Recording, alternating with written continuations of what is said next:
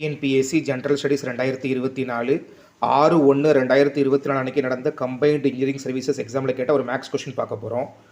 அருண் என்பவர் பாலாஜிக்கு ரூபாய் 5000 2 ஆண்டுக்கும் சார்லஸ் என்பவருக்கு ரூபாய் 3000 4 ஆண்டுகளுக்கும் ஒரே தனிவட்டி வீதத்தில் வழங்கியதால் மொத்தமாக ரூபாய் 2200 வட்டியாக பெற்றால் வட்டி வீதம் என்ன?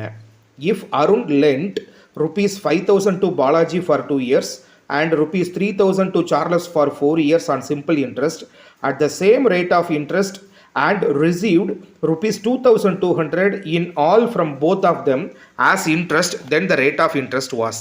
அப்போ பாலாஜிக்கு எவ்வளோ பணம் கொடுக்குறாப்புல? 3000 ரூபாய் கொடுக்குறாப்புல. எத்தனை வருஷத்துக்கு கொடுக்குறாரு? 2 வருஷத்துக்கு கொடுக்குறாரு. கரெக்டுங்களா? அப்போ நான் அதை எப்படி எழுதிக்கிறேன்? ₹5000 இன்ட்டு எனக்கு ரேட் ஆஃப் இன்ட்ரெஸ்ட் தெரியாது, ஆனால் 2 பேருக்குமே சேம் இன்ட்ரெஸ்ட் தான். அதனால் நான் 6ன்னு வச்சுக்கிறேன்.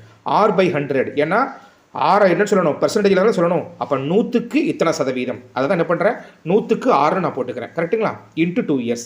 சார்லஸ்க்கு எவ்வளோ கொடுக்குறாரு? 3000 ரூபா கொடுக்குறாரு. எத்தனை வருஷத்துக்கு? 4 வருஷத்துக்கு. இன்ட்ரெஸ்ட் தெரியுமா? தெரியாது. அப்போ நான் இன்ட்ரெஸ்ட் எப்படி எடுத்துக்கிட்டேன்? R/100 எடுத்துக்கட்டுமா? சரி, ஓகே. இப்போ இந்த 2 பேருக்கும் கொடுக்குற பணத்தினால அந்த அருணுக்கு எவ்வளவு சிம்பிள் இன்ட்ரெஸ்ட் கிடச்சிருக்கு?